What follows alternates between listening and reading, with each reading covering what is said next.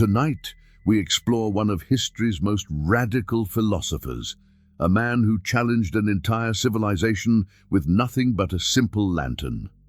In ancient Athens, Diogenes wandered through the marketplace with a lit lantern at midday, revealing his search for an honest man. Picture this scene with me: the bustling agora filled with merchants hawking their wares, citizens conducting business, philosophers debating in the shadows, and there, moving through it all like a beacon in daylight, Diogenes holding his simple lantern. But why would anyone need light in the brightest part of the day? This wasn't about seeing, it was about revealing. Diogenes, born around 413 BC in the Greek city of Sinope to a prosperous family of money changers, had witnessed something that changed everything: the corruption that even touched the sacred institution of currency. Whether through his father's role as a money changer or his own direct involvement in the debasement of coinage, Diogenes experienced firsthand how values could be manipulated, how trust could be betrayed, and how society's moral foundations could be built on false premises. The lantern became his symbol, not of physical light, but of moral illumination. As he moved through the streets of Athens, daylight surrounding him, he was essentially asking a question that echoes through the centuries. Where can we find authentic human beings in a world that has become obsessed with appearances and pretense? This moment introduces his rejection of the city's moral decay, his understanding that most people live by false values, that they've become so concerned with social status, material wealth, and public image that they've lost touch with genuine human nature. In our modern world, we see this same phenomenon everywhere. We present our lives through filters, both literal and metaphorical, constantly adjusting our presentation to fit social expectations. How often do we compromise our sincerity in order to fit in? How many of us hide our true thoughts, our genuine emotions, our authentic selves behind carefully constructed personas? Consider the subtle ways we betray our authenticity daily. The automatic smile we wear at work despite inner turmoil, the conversations where we agree with opinions we secretly question, the ambitions we pursue because others expect them rather than because our hearts desire them. Diogenes understood that these compromises don't just affect individual integrity, they create a collective fog of deception that makes it nearly impossible to distinguish genuine human beings from those merely performing humanity. His radical approach was to live with complete transparency, to strip away all pretense, to embrace poverty not as suffering, but as liberation from the false values that trap most people in endless cycles of desire and dissatisfaction. The lantern in daylight was his way of saying, if we can't find authentic people in the brightest conditions, when can we ever hope to find them? And so, we can gently turn our attention to the personal catastrophe that forged this revolutionary vision. But first, please take a moment to like and subscribe. It really helps others discover these explorations of philosophy. And let us know in the comments which topics you'd like us to explore next. In Sinope, Diogenes faced exile after a scandal over debased currency exposed the fragility of public trust. Picture Sinope in the 4th century before Christ, a bustling port city on the Black Sea where Diogenes lived as a young man of privilege. His father, Hycesius, served as a money changer, authorized to exchange foreign currencies for local coin. In this world of commerce and trade, young Diogenes learned the intricate dance of value, worth, and trust that underpins all human exchange. But then came the scandal that would shatter everything. A charge that he and his father had been debasing the city's currency, diluting the precious metal content of coins while maintaining their face value. Ancient sources disagree on who bore the ultimate responsibility, but the result was catastrophic: exile from his homeland, the loss of status, and the forced transformation of a privileged young man into a philosophical refugee. Consider how this moment of public disgrace became the crucible for one of history's most radical transformations of consciousness. The insight here is that corruption often begins with small compromises of integrity. Modern audiences face similar challenges when navigating ethical dilemmas at work or in personal relationships. Today, we recognize this same pattern in corporate scandals where small compromises in accounting lead to massive collapses, in political systems where incremental ethical erosion undermines democratic foundations, and in our personal lives where minor departures from integrity accumulate into profound disconnection. Diogenes teaches us that every act of compromise, no matter how small, sends ripples through the fabric of trust that holds communities together. His exile became not a punishment, but a liberation, the beginning of a mission to help others recognize when they, too, had been living with debased currency, not in their wallets, but in their souls. This personal catastrophe would soon lead him to a teacher who would transform his understanding of what human beings are truly capable of becoming. What if losing everything is the beginning of true freedom? The Athens that received Diogenes was a city pulsating with intellectual ferment. The great Academy of Plato flourished nearby, where philosophers debated the nature of reality and virtue. Yet Diogenes was not drawn to the elegant schools with their marble columns and scholarly discourses. Instead, he gravitated toward an unassuming teacher named Antisthenes, a former student of Socrates who had established a modest school in the Cynic gymnasium. It was here, in this humble place of physical training and philosophical discussion, that Diogenes encountered a radically different vision of human flourishing. Where others saw poverty as misfortune, Antisthenes demonstrated how simplicity could become strength. Where conventional wisdom prized accumulation and status, this philosophy celebrated sufficiency and authenticity. In this modest gymnasium, surrounded by the sounds of training athletes and earnest philosophical discussion, Diogenes found something that Sinope's wealth had never provided: a framework for understanding how human beings might live with genuine dignity and freedom, regardless of external circumstances. Consider what this transformation required of Diogenes. In Sinope, his identity had been anchored in family status, material comfort, and social position. Exile had stripped away these external supports, leaving him suspended in a kind of existential free fall. But this frightening void also created space for something unprecedented: the opportunity to discover who he might become when freed from the constraints of inherited expectations. The psychological journey from privileged citizen to philosophical exile parallels countless modern experiences of identity disruption. A corporate executive who loses their career might discover a capacity for creativity they never knew existed. A parent whose children have grown and left home might find themselves exploring interests suppressed for decades. Someone who has survived a serious illness often reports a fundamental shift in priorities and values. In each case, the loss of a familiar identity creates what psychologists call an identity crisis. But what ancient wisdom might recognize as an identity opportunity, a chance to return to essential questions about what truly matters and how one might live with greater authenticity.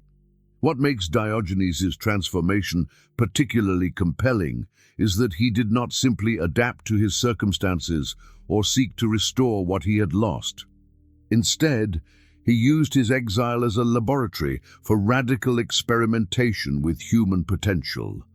His arrival in Athens marked the beginning of a profound philosophical journey, one that would ultimately establish him as one of the most influential critics of conventional values in the history of human thought. And this journey required something few possess: the relentless determination to pursue truth wherever it might lead. In the streets of Athens, Diogenes persistently sought the teachings of Antisthenes, revealing his determination to learn a new path. This episode illustrates his break from conventional status and wealth. Picture this scene, if you will, a young man walking the dusty roads between the port of Piraeus and the heart of Athens, day after day, drawn by whispers of a teacher who spoke of virtue in its purest form. This was the same journey that Antisthenes himself had walked decades earlier. So eager was he to hear Socrates that he made this 9-kilometer pilgrimage daily, driven by an inner hunger for truth that distance could not diminish. And so we find Diogenes in his turn drawn to this master who had learned directly from Socrates' lips, who had witnessed the philosopher's final moments and never forgave those who had orchestrated his death. Antisthenes had established his school at the Cynosages Gymnasium, a place deliberately chosen because it welcomed those born of foreign mothers, those who, like him, existed on the margins of Athenian society. Here, surrounded by the simple ritual of exercise and contemplation, he taught that virtue was not the possession of the learned elite, but the birthright of anyone willing to live with absolute integrity. This was philosophy stripped of all pretense. Where others spoke in complex dialectics, Antisthenes demonstrated through his very presence the simple cloak, the walking staff, the leather wallet that contained all his earthly possessions. He called this the uniform of the wise, for what need had the virtuous man for the trappings that enslaved others? His students learned that virtue was sufficient for happiness, requiring nothing except the strength to live according to nature's honest demands. The wise man, he taught, is self-sufficient, for all the goods of others are his through the simple recognition of what truly matters. And so Diogenes discovered that philosophy begins precisely when one actively rejects the comfortable illusions that keep us bound to empty status. The concept he encountered here, that virtue is an affair of deeds, not words or learning, would reshape his understanding of what it meant to live authentically. In our modern world, how many of us cling to routines and possessions that keep us from exploring deeper truths? How many of us mistake accumulation for fulfillment, mistaking the shadow of happiness for happiness itself? The invitation that echoes through these ancient streets is as relevant today as it was in ancient Athens. Dare to challenge your habits, dare to question what you think you need, and you may find that your truest self has been waiting patiently for your courage to emerge. This teaching would soon manifest in Diogenes through the most radical lifestyle choice imaginable. What if poverty could be a form of power? In the bustling streets of ancient Athens, a man lived in a simple ceramic jar, owning virtually nothing, yet commanding the attention of philosophers and commoners alike. This was Diogenes of Sinope, who transformed voluntary poverty from mere necessity into a profound philosophical statement. His deliberate rejection of possessions revealed his conviction that true freedom comes not from having more, but from needing nothing at all.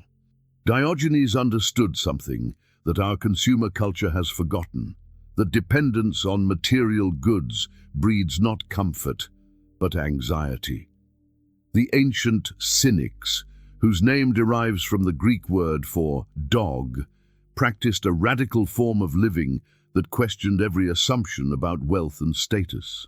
They saw that each possession creates a new want, each acquisition breeds fresh comparison, and each luxury becomes a new chain binding us to the endless cycle of desire. In choosing to live with nothing, Diogenes discovered the profound peace that comes from radical self-sufficiency. He would famously watch a child drink water from cupped hands and immediately discard his own wooden bowl, realizing he had been carrying an unnecessary burden. This wasn't deprivation, it was clarification. Each item he released freed mental space previously occupied with maintenance, protection, and worry. Consider this simple experiment. Choose one area of your life to simplify. It might be your wardrobe, your digital possessions, or the objects crowding your living space. As you let go of what you no longer need, notice what arises in that empty space. Often it is clarity. Often it is peace. Often it is the profound relief of realizing that you are not your possessions, and that your worth is not measured by what you own. In this moment of voluntary simplicity, you touch what the Cynics called autarkeia, true self-sufficiency that comes not from having everything, but from needing nothing. And in this needlessness, Diogenes discovered, lies the greatest luxury of all, the freedom to be wholly yourself, without apology or explanation. Yet his radical simplicity went beyond mere material reduction. It extended to challenging the very customs that govern civilized behavior. When Diogenes mocked social customs in public, he exposed how arbitrary many traditions truly were. Picture a philosopher deliberately performing the most private human functions in the public marketplace, eating his simple meal of lentils while others dined in private homes, relieving himself without shame, even engaging in acts that shocked the refined sensibilities of Athenian society. To contemporary onlookers, this seemed like the behavior of a madman. Yet Diogenes understood something profound, that many social conventions had become disconnected from any genuine moral purpose, serving only to maintain class distinctions and false hierarchies. His public acts weren't chaos for chaos's sake, but a systematic deconstruction of values that had become disconnected from human truth.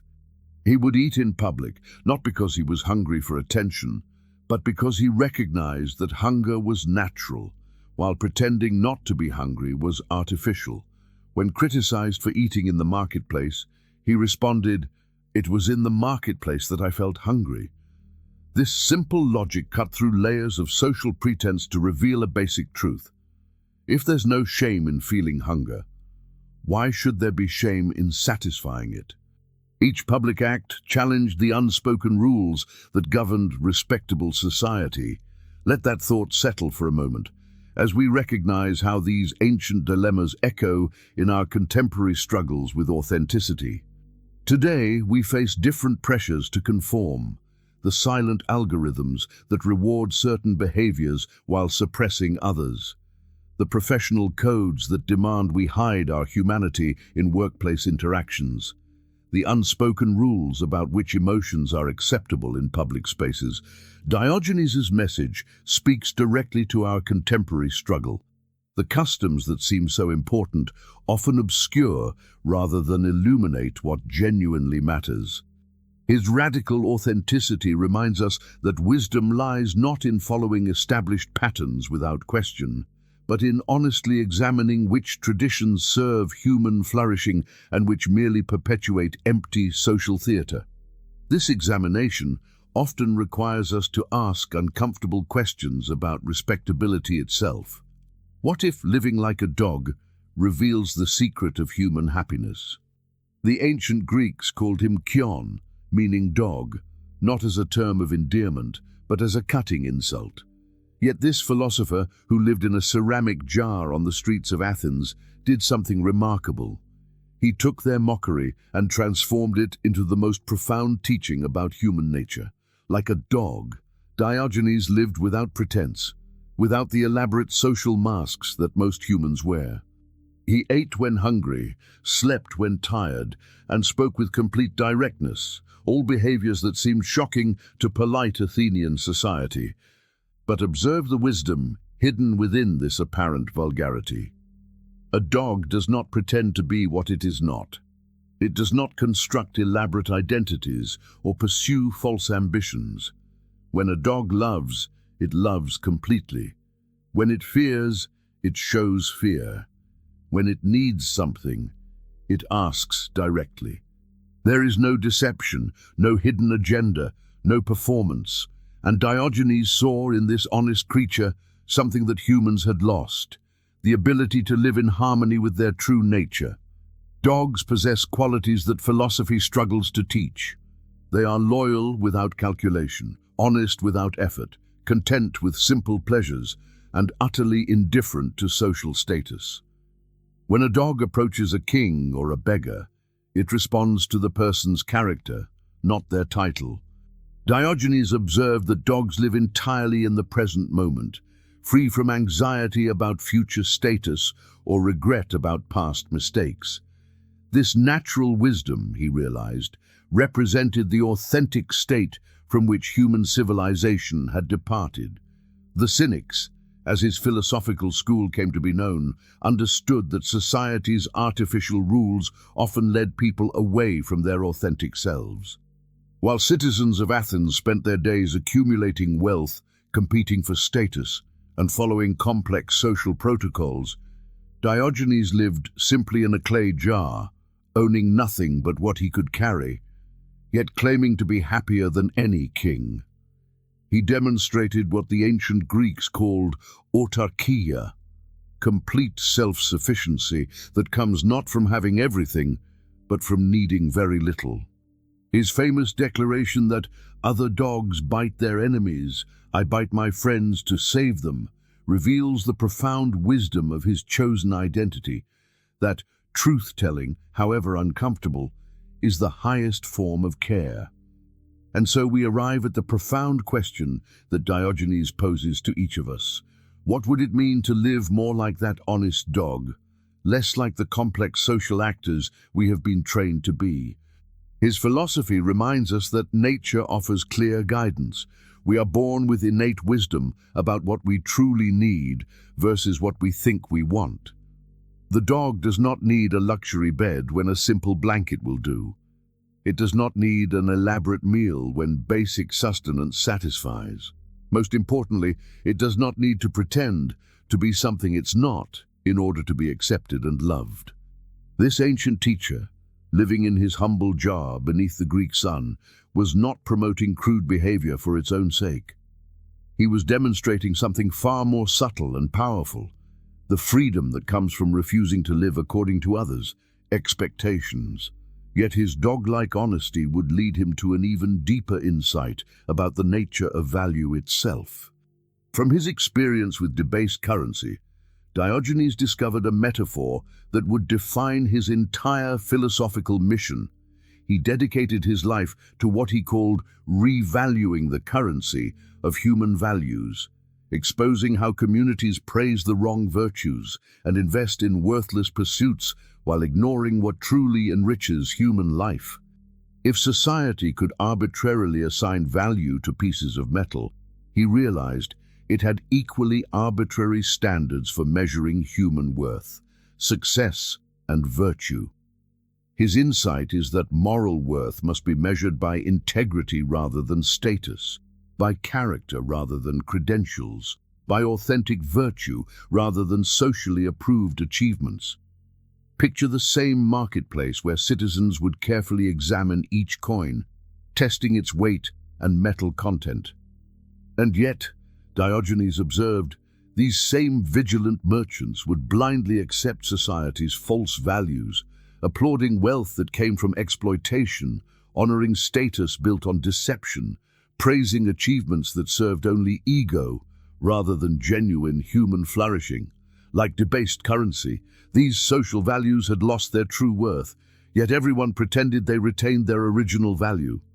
The genius of Diogenes lay not in merely criticizing these false values, but in proposing a completely different currency for human exchange.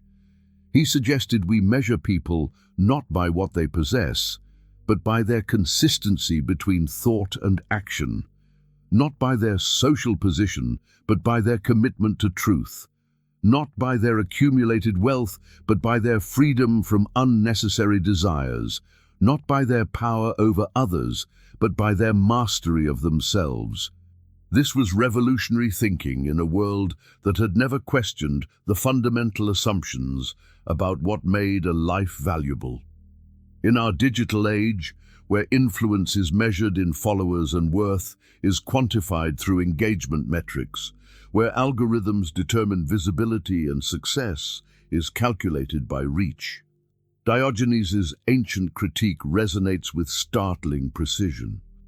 Perhaps it's time to mint new currency in our own lives, currency measured in moments of authentic connection, in acts of genuine kindness, in the quiet dignity of living according to our deepest values rather than society's loudest demands. This revaluation would require the kind of inner strength that most people never develop. What if needing nothing is the ultimate form of strength? This profound question lies at the heart of Diogenes' revolutionary concept of autokeia, a Greek word that translates not merely as self-sufficiency, but as complete independence from the validation, approval, and judgment of others. Picture, if you will, a lighthouse standing firm against stormy seas, its light burning not for applause, but simply because it is the lighthouse's nature to illuminate. This is the essence of autokeia, the internal stability that remains unshaken, regardless of the external world's applause or condemnation. In the bustling agora of ancient Athens, where social status was measured by the size of one's estate and the finery of one's robes, Diogenes lived deliberately in a ceramic jar, owning nothing beyond what could fit in his modest dwelling. Yet he was perhaps the most free individual in all of Greece. His radical independence came not from denying human needs, but from understanding the difference between genuine requirements and the endless list of desires manufactured by society. When Alexander the Great, the most powerful man in the world, came to visit him and offered to grant any wish, Diogenes simply asked him to step aside so he wouldn't block the sun, a request that revealed everything about where true power resides. The Cynics, and Diogenes most radically, understood that most of our suffering stems not from what we lack, but from our dependence on others, opinions of what we should possess. The practice of autokeia meant cultivating an inner sovereignty so complete that external circumstances lost their power to disturb one's peace. This wasn't isolation or misanthropy. Diogenes engaged constantly with others, teaching and challenging them. Rather, it was the recognition that your emotional equilibrium should depend on your own character, not others' changeable opinions.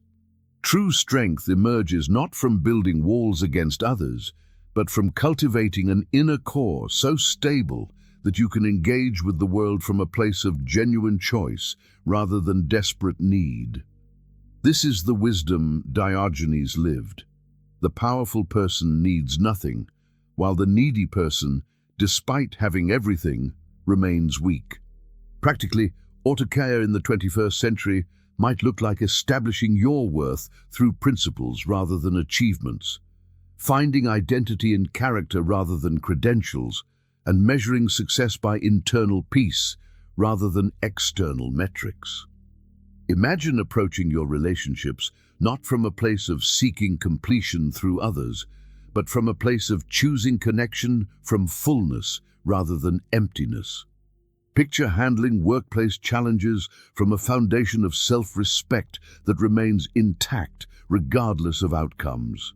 Like Diogenes in his simple jar, illuminated not by the wealth he possessed, but by the wealth he had released, we too can find that the most profound freedom comes not from getting what we want, but from wanting what we already are.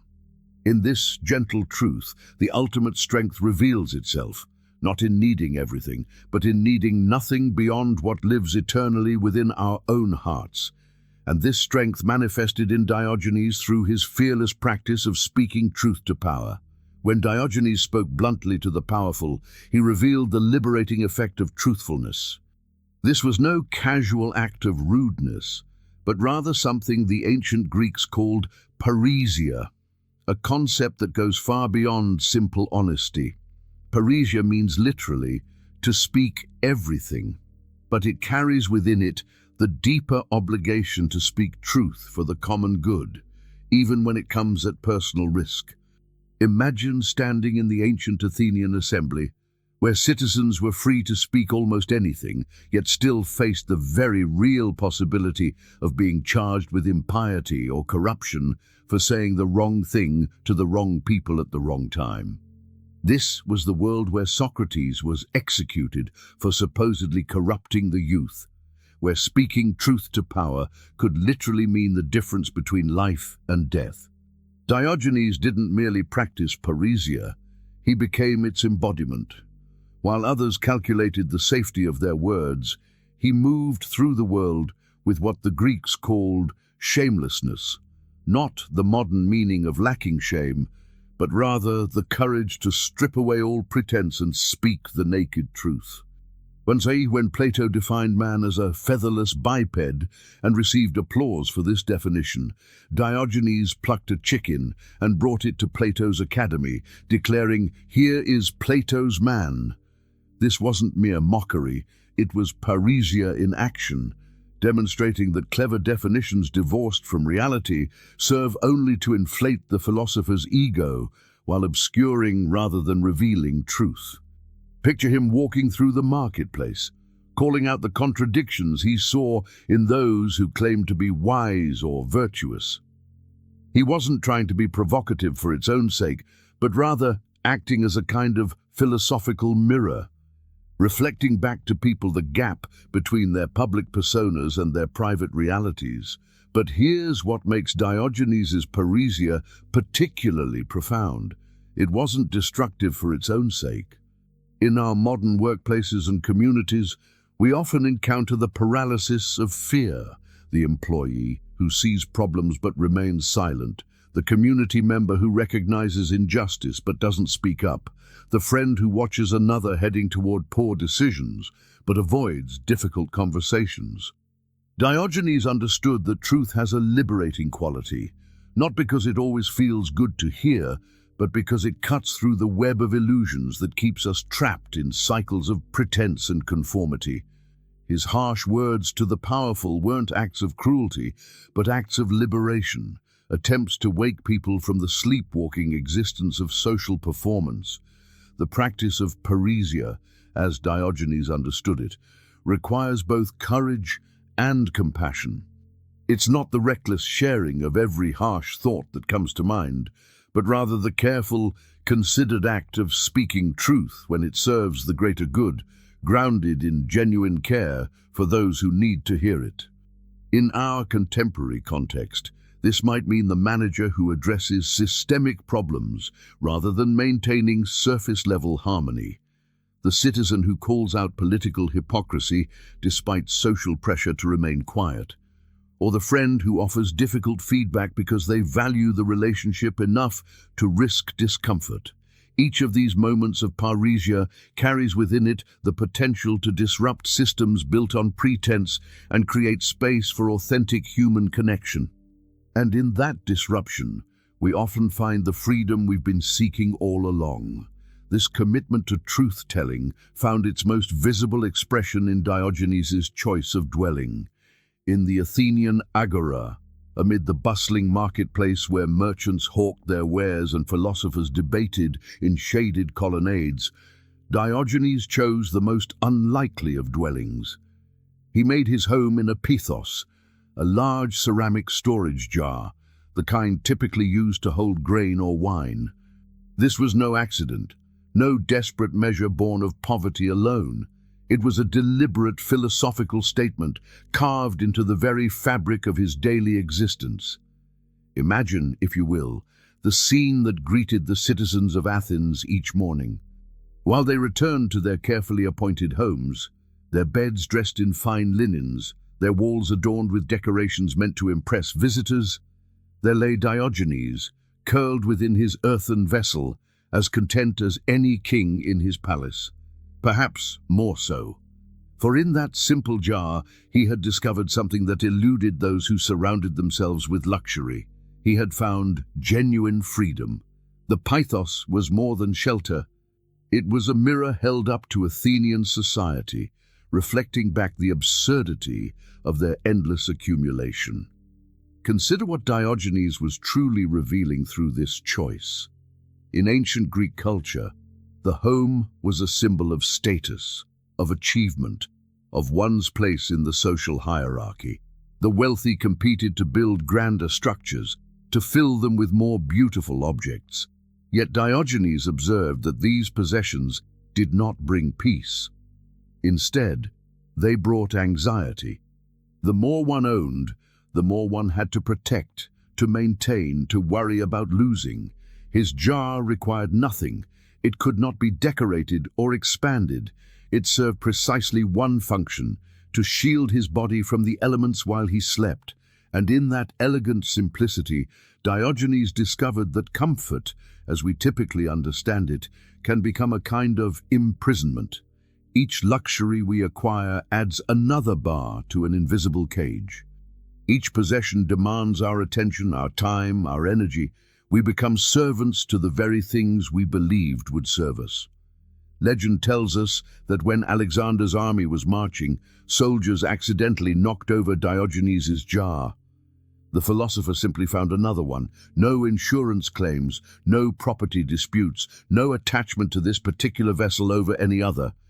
This detachment from even his primary possession demonstrated the deepest lesson of his barrel dwelling, that freedom grows proportionally to our ability to let go.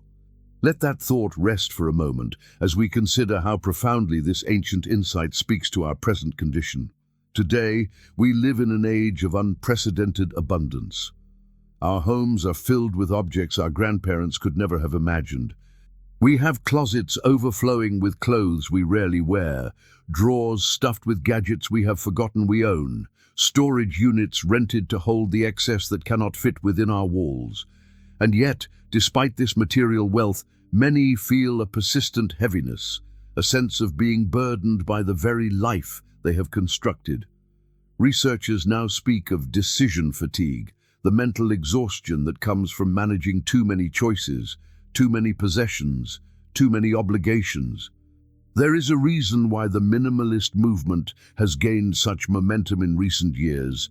Something within us recognizes the truth that Diogenes embodied so dramatically over 2,000 years ago. And so, the barrel as a home becomes not a symbol of deprivation, but of abundance of a different kind. Abundance of time, freed from the endless maintenance our possessions demand. Abundance of attention, no longer scattered across 1,000 objects vying for our care. Abundance of peace, arising naturally when we stop the exhausting work of protecting and accumulating. Diogenes was not asking us to abandon all comfort, to sleep in jars ourselves. He was inviting us to question which comforts truly serve our well-being and which have quietly become our masters. Perhaps tonight, as you rest, you might gently consider your own relationship with the objects in your life. Not with judgment, but with gentle curiosity. Which possessions bring you genuine joy, and which have become invisible weights you carry without realizing? In the philosopher's simple jar, we find an enduring truth, that sometimes the path to having more peace, more freedom, more clarity, begins with the quiet courage to need less. Let this thought settle gently within you, like evening light fading slowly into comfortable darkness. From this radical simplicity emerged perhaps the most famous encounter in ancient philosophy. Picture this scene with me, if you will. The year is 336 BCE, in the sun-drenched courtyard of Corinth. Alexander the Great, conqueror of nations, ruler of the known world, approaches a figure lying peacefully in the warm light. Here we encounter one of philosophy's most revealing moments, the meeting between absolute power and radical freedom. When Alexander asks Diogenes what he desires, what he might grant as the master of empires, the philosopher's response cuts through the illusion of dominance. "Stand out of my sunlight." 5 simple words that expose the profound emptiness of external authority. Notice how Diogenes doesn't beg or grovel or seek favor. Instead, he recognizes something that Alexander, despite all his conquests, has yet to discover, that the sun belongs to no ruler, and neither does genuine peace of mind. What makes this encounter so timelessly powerful is how it strips away the elaborate theater of power. Alexander arrives with his retinue of guards, followers, and expectations. He comes prepared to bestow magnificent gifts, to share the spoils of conquest. Yet Diogenes lies there with nothing but the simple desire for uninterrupted warmth. The irony deepens when we consider Alexander's famous words upon leaving. "If I were not Alexander, I would be Diogenes." Here is the world's most ambitious man acknowledging that the man who desires nothing possesses something he lacks. Alexander controls kingdoms but cannot command the sun's rays. He has conquered lands but remains unable to secure the one thing Diogenes possesses effortlessly: complete contentment with the present moment. The philosophical insight here is timeless. Dominance over others reveals nothing about our ability to dominate our own desires and fears. What would it mean for you to respond to life's demands with Diogenes' radical simplicity? When anxiety whispers about your inadequacies, when ambition pushes you toward the next achievement, when the cultural chorus demands that you prove your worth through external measures, pause and remember the philosopher in his sunlight. Inner peace becomes available not when we accumulate enough, but when we recognize that enough already exists in this very moment. The sun shines equally on king and beggar. Contentment arises not from commanding others, but from commanding our attention to rest in presence. Sometimes the most revolutionary act is simply lying in your own sunlight, content with what already illuminates your life. This profound encounter revealed a truth that transcended even the boundaries of nations. What if your homeland is the entire world? This question, so simple yet profound, once tumbled from the lips of a man living in a clay jar on the streets of ancient Athens. Diogenes of Sinope, the philosopher who had already shocked his contemporaries by living like a dog, who had already challenged every convention of respectable society, now claimed something even more radical. He was a citizen of the world, a cosmopolitan, not of Athens, not of Sinope where he was born, but of the cosmos itself. This wasn't mere travel or displacement.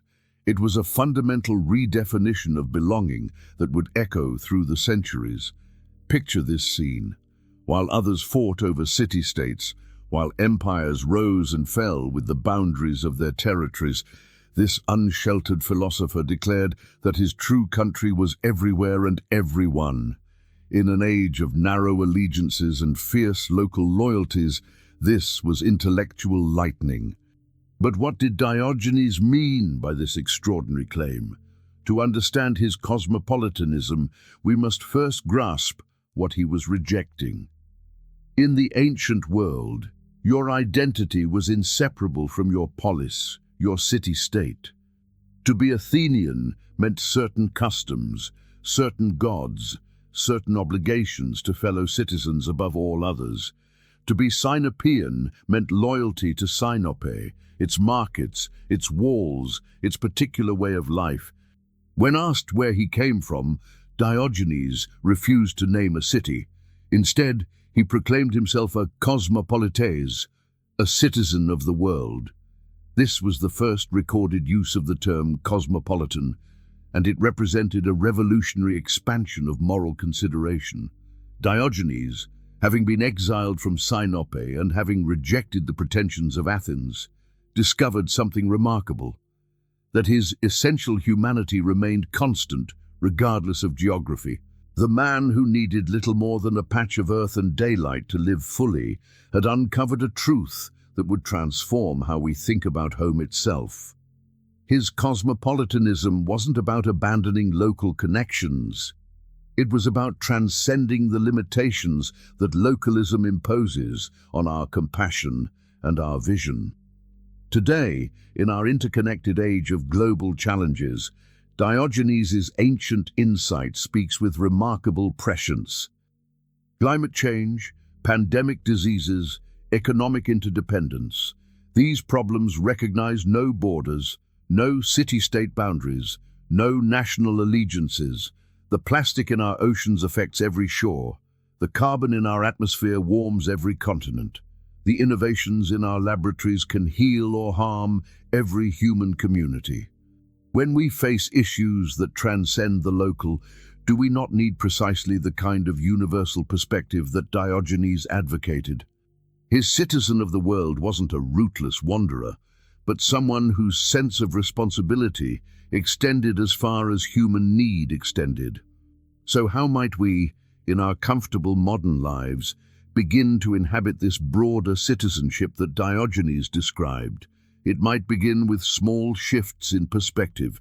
When you see news of hardship in distant lands, remember that those are your fellow citizens of the world experiencing suffering.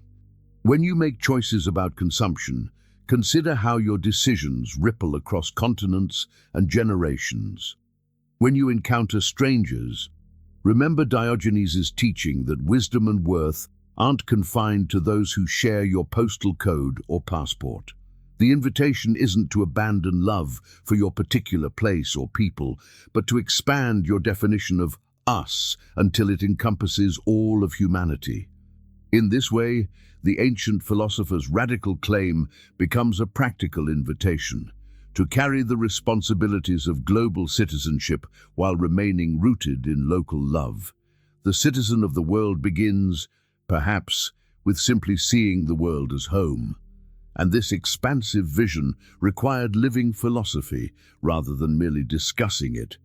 In the marketplace of ancient Athens, where philosophers debated in polished halls and students scribbled notes in neat rows, Diogenes lived his philosophy with a radical simplicity that would challenge every assumption about ethical living. While others spoke of virtue in abstract terms, this man in his ceramic jar embodied his beliefs through every gesture, every choice, every moment of his daily existence. What makes his approach so profound is not merely the shocking nature of his actions, but the consistency with which he demonstrated that philosophy must be lived to be genuine. He understood something that many of us still struggle with today, that the gap between our ideals and our behavior is where all suffering begins. The Cynics believed that virtue revealed itself through action, not theory. When a student asked how to live virtuously, Diogenes didn't offer a lecture, he demonstrated. He would deliberately walk backwards through colonnades, explaining that just as people thought him mad for walking against the flow, perhaps it was the crowd that had the direction wrong. When he saw temple officials leading away a man who had stolen a bowl, he remarked, "The great thieves are leading away the little thief," pointing out how institutions claimed moral authority while practicing systematic exploitation. Each action was a lesson, each choice a philosophical statement written not in ink but in lived reality. In our modern world, this ancient wisdom speaks directly to the challenges we face in aligning our values with our daily behavior. How many of us hold deep beliefs about compassion, justice, or environmental responsibility, yet find ourselves compromising these values in the small moments, when we ignore the homeless person on our commute, when we choose convenience over conscience, when we remain silent in the face of injustice? The Cynic insight reveals that virtue is not a destination we reach through perfect plans or grand declarations, but a path we forge through countless small decisions, each one requiring us to bridge the gap between what we know to be right and what we actually do. The practical application of this wisdom lies in what Diogenes would call the daily practice of radical honesty. The courage to live according to our deepest values in the ordinary moments that make up our lives. It might begin with something as simple as telling the truth in a small matter where deception would be easier, or choosing to help someone in need even when we're in a hurry, or making an environmentally conscious decision when no one is watching. These are not dramatic gestures, but consistent practices that slowly align our inner beliefs with our external actions. Like Diogenes demonstrating philosophy through his daily existence, we become living proof that authentic philosophy is not about sophisticated arguments or noble intentions, but about the quiet courage to embody our highest values in the most ordinary moments of our daily existence. In this way, virtue becomes not an abstract ideal we chase, but a practical path we walk, one conscious choice at a time. And this commitment to lived philosophy often meant challenging society's most cherished illusions. When Diogenes mocked the rich, he exposed how status creates illusions of superiority. This challenges the belief that hierarchy reflects virtue. The insight is that worth is independent of social ranking. Consider the famous story of when Diogenes attended a lavish banquet at a wealthy Athenian's home. Surrounded by expensive furnishings and priceless works of art, he suddenly spat in his host's face. When the outraged man demanded an explanation, Diogenes calmly replied, "I looked for the dirtiest place in the house to spit, and I chose your face." The implication was devastating. Despite all the beautiful objects surrounding them, the host's character was the foulest thing present. Here was a direct assault on the assumption that material wealth indicates moral worth. Another time, when observing wealthy men throwing coins into a collection for the poor, Diogenes noticed they expected recognition and applause for their generosity. He began begging from a statue in the marketplace. When someone asked why, he explained, "I am practicing being refused," a pointed commentary on how the rich give charity not from compassion, but from the desire for social approval, making them as unresponsive as stone to genuine human need. In our age of wealth inequality, where billionaires are celebrated as heroes while workers struggle to survive, where social media influencers display luxury as aspiration while millions lack basic necessities, we find ourselves trapped in the very illusions Diogenes spent his lifetime dismantling. We confuse net worth with self-worth, job titles with identity, and material success with human value. The philosophical question Diogenes poses is piercing. If you strip away all the titles, the possessions, the external markers of success, what remains? This is not a condemnation of achievement itself, but a radical invitation to examine what we truly value and why. The wealthy person who depends on their status for self-worth is poorer than the beggar who knows their inherent dignity. Tonight, as you rest in your own simple truth, consider practicing what we might call philosophical humility. This is not the humility of self-diminishment, but the profound humility that recognizes every person's inherent dignity regardless of their station. When you encounter another human being, whether they are cleaning your office, serving your meal, or commanding thousands, remember Diogenes' insight that true worth cannot be purchased, accumulated, or lost. It simply is. In this recognition lies a peace that no amount of status can provide, and no loss of position can diminish. This understanding of inherent worth requires disciplining our relationship with desire itself. What if desires can be disciplined like muscles? This profound question leads us into the heart of Diogenes' most radical teaching. Imagine, if you will, that every urge, every craving, every impulse that pulls you toward unnecessary possessions or experiences is like an untrained muscle, weak, reactive, and controlling you rather than serving you. The ancient philosopher Diogenes of Sinope understood this truth centuries before modern psychology would confirm it, that our desires are not fixed entities, but trainable aspects of our consciousness.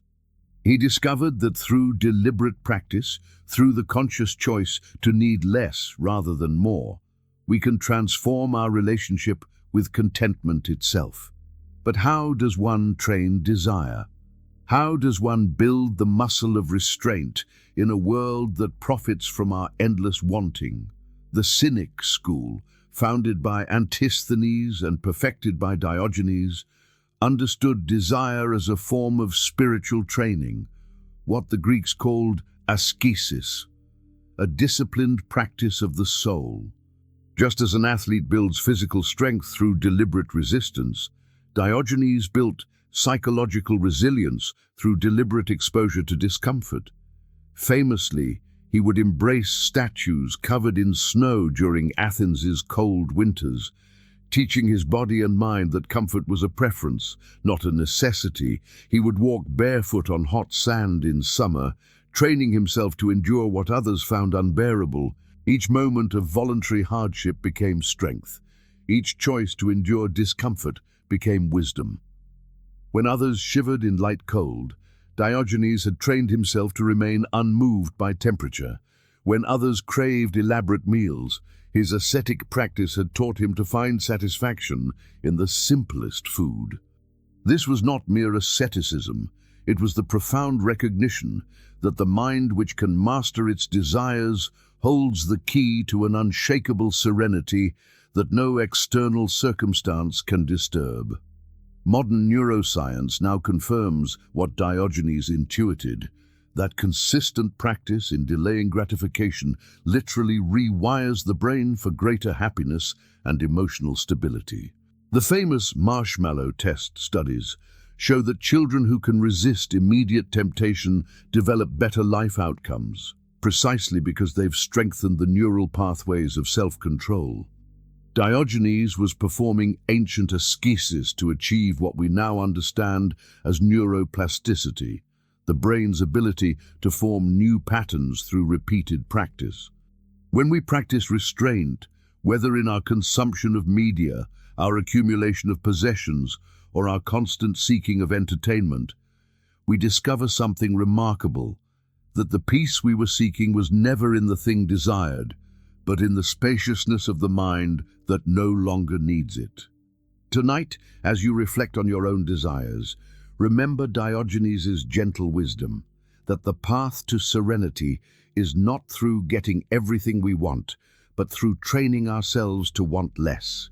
Notice the difference between what you need for genuine well-being and what you merely crave for momentary distraction.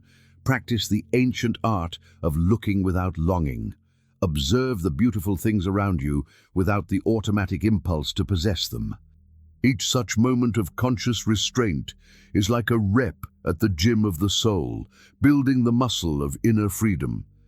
The peace that follows this practice is not the absence of desire, but the presence of choice. And in that choice lies the unshakable serenity that no external storm can disturb. As Diogenes demonstrated through his life, the person who has mastered their desires has found the treasure that cannot be stolen, the contentment that cannot be lost, the freedom that requires no permission from the world. Yet this mastery required something that society found most disturbing: freedom from shame itself. In public acts that shocked onlookers, Diogenes demonstrated his refusal to be controlled by shame. Picture the bustling agora of ancient Athens, merchants calling out their wares, citizens in flowing robes debating politics and poetry. And there, amid the refined discourse and social proprieties, stands a man doing what no respectable person would ever do in plain sight: eating, relieving himself, performing the most private of human functions with complete indifference to the scandalized stares around him.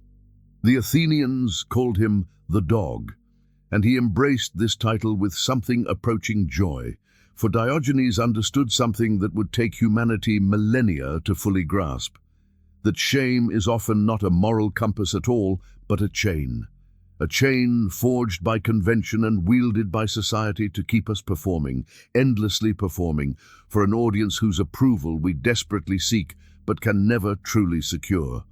The ancient Greeks had a word for this quality that Diogenes embodied: anaideia, shamelessness. But we must be careful here, for this was not the shamelessness of cruelty or moral bankruptcy. It was something far more radical, far more liberating.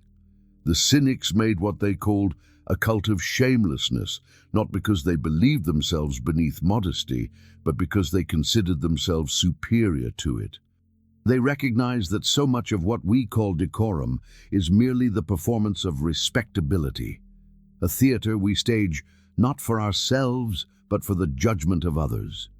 Consider how much of your own daily behavior is shaped by the invisible eyes of society. The way you eat when dining alone versus when others watch. The thoughts you would never speak aloud. The desires you bury beneath layers of acceptable ambition. Diogenes looked upon these hidden chambers of the human soul and asked a simple question: why? Why do we live as if constantly on trial before judges whose qualifications we have never examined? When criticized for eating lentils in public, he responded, "If you had learned to eat lentils, you would not serve tyrants." The implication was profound. Our elaborate dining customs don't make us civilized. They make us dependent on complex systems of service and status that rob us of freedom. The person who can satisfy their hunger anywhere, anytime, without shame, has achieved independence that no palace dweller possesses. And so we arrive at the gentle heart of Diogenes' shamelessness, the understanding that true freedom arises when we stop performing for others, not in grand gestures of public defiance, for that would be its own kind of performance, but in the quiet releasing of unnecessary worries about appearance, about judgment, about the ceaseless anxiety of measuring ourselves against standards we never chose. Tonight, as you rest, perhaps you might hold this thought lightly, that you do not need permission to be yourself, that the opinion of the crowd, whether gathered in an ancient marketplace or assembled in the glow of a screen, has only the power you grant it. Like the dog who made his home in a jar and found there a kingdom, you too carry within you a space beyond the reach of shame. Rest now in that space. Let the judgments of the world grow quiet. And know that in your authenticity, unperformed and unashamed, you have found something that no external validation could ever provide. Let this wisdom settle like evening mist upon still water. Diogenes showed us that the chains of social judgment are often of our own making, forged in our desperate longing to be seen as acceptable, as worthy, as enough. But you are already enough. You have always been enough. The dog knew this, living freely beneath the open sky, needing nothing that society could give or take away. And in the quiet of this moment, you too can taste that freedom, not as rebellion, but as homecoming, not as defiance, but as peace. Let your breath slow, let your shoulders soften, and carry with you into whatever dreams may come, the liberating truth that you are free to simply be yourself. This radical philosophy would eventually evolve into something that shaped Western thought for centuries. What if Cynicism paved the way for Stoicism? The connection between these two schools reveals one of philosophy's most important evolutionary chains. Picture a young merchant named Zeno of Citium, shipwrecked off the coast of Athens around 300 BCE. Having lost his fortune in the disaster, he wanders into a bookshop where he encounters the writings of Socrates. Captivated, he asks the bookseller where he might find such wisdom today. The bookseller points to a man passing by, Crates of Thebes, a Cynic philosopher who had been a student in the lineage of Diogenes himself. This chance encounter would birth an entirely new philosophical tradition. Zeno studied under Crates for years, learning the Cynic emphasis on virtue as the sole good, the importance of living according to nature, and the discipline of controlling one's reactions to external events. Yet Zeno recognized that while Diogenes' theatrical provocations were powerful teaching tools, they weren't the only path to wisdom. He began to systematize Cynic insights into a more comprehensive framework, one that maintained their core commitments while offering practices accessible to people who couldn't abandon society entirely. The philosophical DNA is unmistakable. Both traditions claim that virtue alone constitutes genuine happiness, that external circumstances cannot disturb the wise person's inner tranquility, and that we must live in accordance with our rational nature. Diogenes taught Crates, Crates taught Zeno, and Zeno founded Stoicism, a direct transmission of wisdom that evolved while preserving essential truths. Where Diogenes lived in his ceramic jar as a living statement against conventional values, the Stoics developed frameworks for navigating life's inevitable challenges while maintaining inner freedom. Where Diogenes performed shocking acts to wake people from social conditioning, Stoics created systematic practices of reflection and mental discipline. The provocateur became the practitioner. The street philosopher became the counselor to emperors. Consider how Diogenes' specific insights transformed in Stoic hands. His practice of voluntary discomfort became the Stoic exercise of negative visualization. His radical self-sufficiency became the Stoic focus on the dichotomy of control. His cosmopolitanism became the Stoic understanding of all humanity as one city. His shamelessness became the Stoic indifference to external judgments. Each core Cynic teaching was refined, systematized, and made applicable to daily life. In our contemporary moment, this connection manifests beautifully. The modern Stoic revival, from Silicon Valley executives to military veterans using it for PTSD recovery, draws heavily on techniques that Diogenes pioneered centuries ago. When a CEO practices voluntary discomfort to build resilience, they're following Diogenes' practice of embracing statues in winter. When a therapist teaches clients to focus only on what they control, they're applying Diogenes' radical detachment from externals. When we practice these methods today, we participate in a philosophical lineage that stretches back to that remarkable man who chose to live like a dog in service of truth. The evolution from cynicism to stoicism demonstrates something profound, that wisdom can take different forms while preserving essential truths, that provocative performance and systematic practice can both serve human flourishing, and that ancient insights remain relevant when they speak to permanent features of human nature. And these permanent features would allow Diogenes' insights to speak with uncanny accuracy to our modern condition. Diogenes foresaw a world obsessed with possessions, long before modern consumerism emerged. In the dusty streets of ancient Athens, while merchants hawked their wares and citizens adorned themselves with the latest fashions, this philosopher in rags observed something troubling taking root in the human heart. He watched as people traded their peace of mind for objects, exchanging their freedom for the burden of ownership. And though he could not have imagined shopping malls or credit cards, he understood something essential about the human tendency to seek meaning in material things. His critique, born in an age of amphoras and sandals, speaks with uncanny precision to our world of smartphones and fast fashion. Consider the fundamental insight at the heart of Cynic philosophy, that material excess distorts our priorities, warping our understanding of what truly matters. Diogenes, who famously proclaimed himself a citizen of the world and advocated for a return to nature, recognized that every unnecessary possession carries with it an invisible weight. Each object we own requires our attention, our worry, our time. We must maintain it, protect it, eventually replace it. And in this endless cycle of acquisition and maintenance, something precious slips away, our capacity for genuine contentment. When Diogenes discarded his wooden bowl after seeing a child drink from cupped hands, he wasn't just simplifying, he was demonstrating that we often carry burdens we've forgotten to question. Modern researchers in psychology and behavioral science have documented what Diogenes intuited centuries ago. The hedonic treadmill describes how we quickly adapt to new purchases, requiring ever greater acquisition to maintain the same level of satisfaction.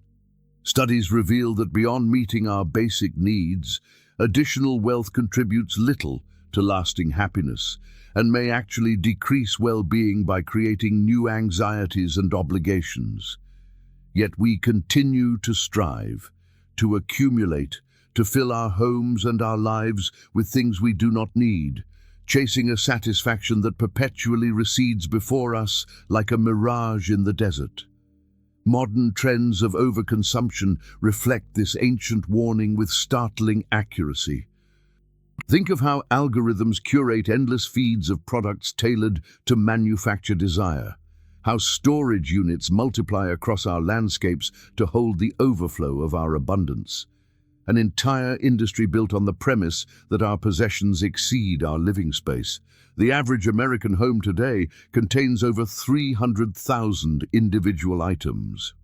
Black Friday stampedes, shopping addiction support groups, and the existence of professional organizers to help us manage our excess all confirmed Diogenes' prediction that material obsession would become pathological. Diogenes, who made his home in a large ceramic jar, would look upon our cluttered lives with a mixture of horror and compassion. He would see, perhaps, the anxiety that drives us to acquire, the fear that we are not enough without our possessions, the hope that the next purchase will finally bring the peace we seek. Yet his message was never one of harsh judgment. Rather, it was an invitation to freedom. He demonstrated through his own radical simplicity that life stripped to its essentials could be not merely tolerable, but genuinely joyful. The less he owned, the less could be taken from him. The fewer his needs, the more easily they could be satisfied. You can use this perspective to evaluate your own material habits, not with guilt, but with gentle curiosity. As you lie here tonight, perhaps allow yourself to imagine, just for a moment, what it might feel like to need less, not to own nothing, but to release the grip of acquisition, to recognize when enough is truly enough. Diogenes did not ask us to live in jars or wander the streets. He asked only that we question the assumptions we have inherited about what constitutes a good life. He challenged us to consider whether our possessions serve us or whether we have become servants to them. In our modern world, where the average person encounters thousands of advertisements each day, this ancient wisdom becomes a kind of quiet armor. It protects the mind from the relentless suggestion that we are incomplete, that happiness waits just beyond the next purchase. Let Diogenes' insight settle within you like a stone coming to rest at the bottom of a still pond. Material simplicity is not poverty. It is a doorway to a different kind of richness, and as you rest here in the quiet, perhaps you can feel, even faintly, the freedom that such simplicity offers, a freedom that has been available to every human being, in every age, who has had the wisdom to reach for it. His warnings extended beyond materialism to the very nature of truth itself. Diogenes predicted a society where honesty becomes rare, explaining why trust feels fragile today. His lantern, carried through the daylight marketplace, symbolized an ongoing search that he knew would become only more urgent with time. Tonight we explore how this ancient philosopher's insight, that genuine human beings must reject false social values, speaks directly to our current age of manufactured reality and institutional deception. We live in an era where truth itself seems negotiable, where facts bend to fit narratives, and where the very foundations of reliable information feel shaky beneath our feet. Consider how Diogenes understood that when a society prioritizes appearances over substance, it inevitably creates a culture of systematic deception. He saw that materialistic pursuits detached from wisdom lead to existential emptiness, and that empty people become desperate people, willing to trade truth for comfort, authenticity for approval. In our time, this manifests in the epidemic of misinformation, where truth becomes whatever confirms our existing beliefs, where expert knowledge is dismissed as elitism, where conspiracy theories flourish because they offer simple narratives in a complex world. The philosopher's prediction that we would become expert in building impressive facades while losing touch with our genuine selves has materialized through technologies he could never have imagined. Yet he understood the underlying human tendency perfectly, The lantern that Diogenes carried through Athens now illuminates our contemporary information landscape with renewed urgency. Where he searched for one honest person among the crowds, we search through vast digital networks for reliable sources among endless noise, for authentic voices among calculated performances, for truth among carefully constructed illusions. His insight that most people are asleep to their true nature finds echo in our age of distraction, where genuine contemplation becomes increasingly rare, where attention is the currency and algorithms are the merchants. The philosopher understood that authenticity requires constant vigilance against the seduction of social approval, a vigilance that becomes exponentially more difficult when approval can be quantified. When every post generates measurable validation, when our worth seems reflected in metrics and engagement rates, today this vigilance extends to questioning not just what we say, but how we participate in systems that reward inauthenticity. Each time we share information without verification, we contribute to the fog of deception. Each time we perform certainty about subjects we barely understand, we devalue genuine expertise. Each time we prioritize being liked over being truthful, we feed the mechanisms that Diogenes warned would erode the foundations of genuine human connection. The institutions he would recognize, governments that claim to serve while enriching the few, media that prioritize profit over accuracy, leaders who speak noble words while living corrupt lives. These are the same patterns that drove him to light his lantern in the first place. But here lies the profound, practical wisdom of Diogenes.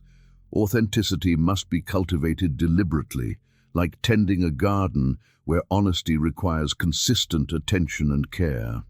In our information-saturated world, this means committing to practices of verification before sharing, acknowledging uncertainty when it exists, and valuing truth-telling even when it makes us less popular.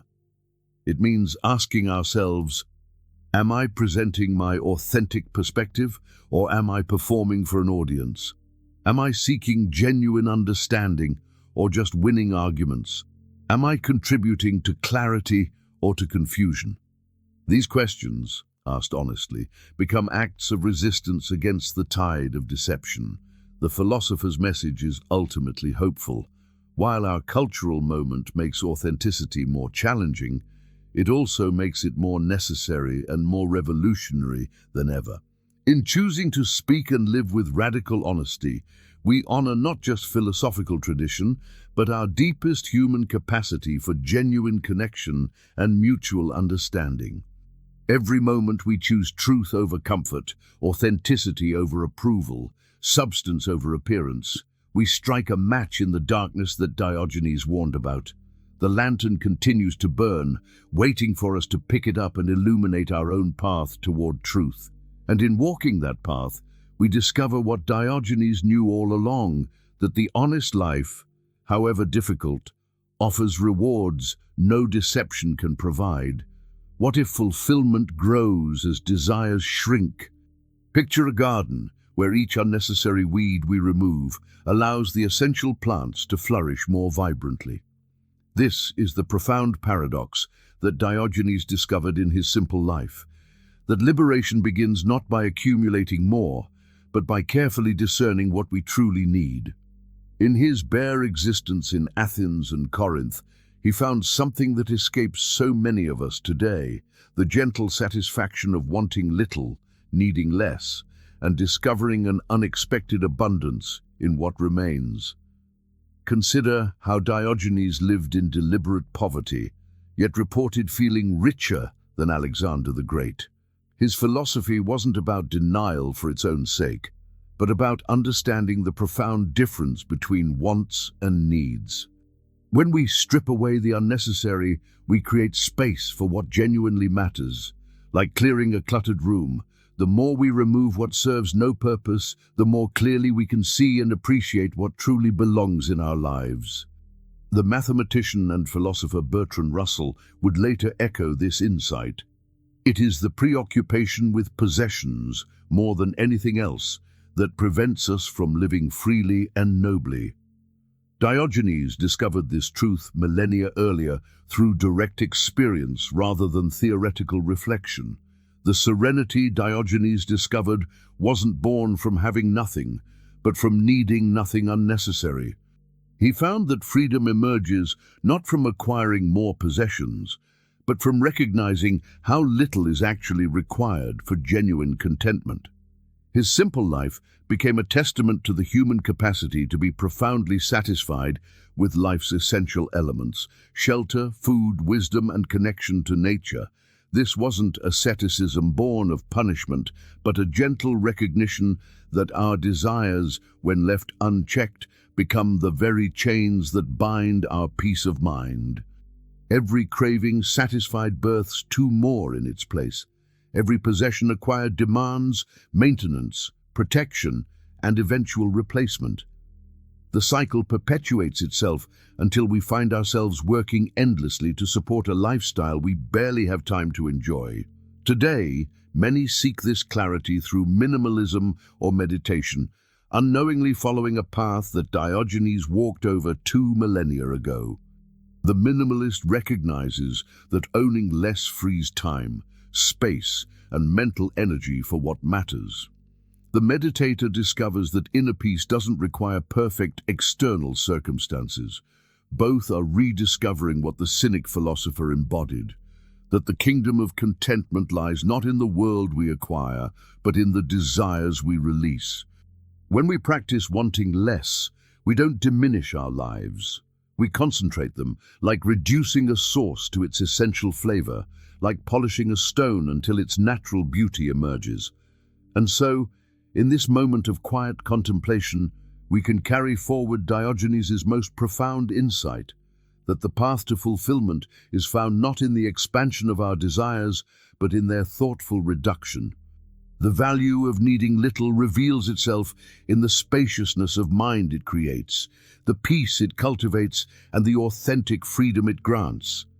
Like a lantern that burns brightest when we trim its wick, our inner light shines most clearly when we remove the excess that dims its glow. Let that thought settle gently as we prepare for our final reflection in this journey together, returning to where we began, but with eyes newly opened to what the light reveals. In contemplating his lantern, we see it symbolizes the inner search for authenticity, and so we return to that simple image that has guided us through this entire journey, the philosopher walking through the marketplace with his single lantern, seeking not gold or treasure, but something far more precious, an honest person. Yet, as we have come to understand, Diogenes was not truly searching for someone else to validate his wisdom. He was illuminating a truth that lives within each of us, holding up a mirror to show us what we have become and inviting us to remember what we might be. The lantern becomes a mirror, reflecting back to us the profound teaching that closes our journey through his life and teachings. True clarity, Diogenes whispered to us across the centuries, comes not from the external validators that society so desperately chases, not from the applause of crowds, the accumulation of possessions, or the wearing of masks that others expect us to wear. True clarity emerges from that quiet space within, where we encounter our own authentic voice, unfiltered by the expectations and judgments of the world around us. The light he carried was never meant to illuminate others' faces, but to reveal the shadows in which we all hide, the pretenses we maintain, the false values we've inherited, the performances we've mistaken for authentic living. In our modern age, this inner light faces unprecedented challenges. We carry devices that connect us to billions, yet sometimes feel utterly alone. We present curated versions of ourselves to invisible audiences, collecting approval in the form of likes and shares, while our genuine selves grow quiet in the darkness. We find ourselves in crowded digital spaces, surrounded by thousands, performing constantly, precisely the condition that drove Diogenes to seek a genuinely honest person in the first place. His ancient critique of the Athenian marketplace applies with even greater force to our digital agora, where authenticity has become the rarest commodity of all. As our philosophical journey together draws to its peaceful close, carry with you this gentle reminder that same lantern Diogenes carried still burns within you. It has always been there, waiting patiently beneath the accumulated layers of social conditioning, beneath the fears of judgment, beneath the desperate need for approval.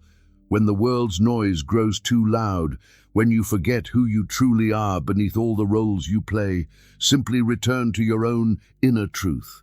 Light your own lantern.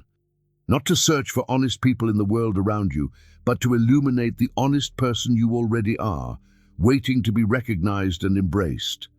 There, in that sacred space of authentic self-knowledge, you will find the clarity you seek, and the peace that comes from living as genuinely as the ancient Cynic sage who walked among us, forever lighting the way home to ourselves. Diogenes asks nothing of you except this: that you dare to be real in a world of illusion, that you dare to need little in a culture of endless craving, that you dare to stand in your own sunlight, content with the warmth that has always been freely given. Let your breath deepen, let your body rest. And know that in this moment you carry forward an ancient light that no darkness can extinguish, the light of a life lived with radical authenticity, the inheritance of a philosopher who owned nothing but illuminated everything. Tonight, as you drift towards sleep, remember, you are already the honest person Diogenes was seeking. You have always been enough, and that simple truth, once recognized, changes everything.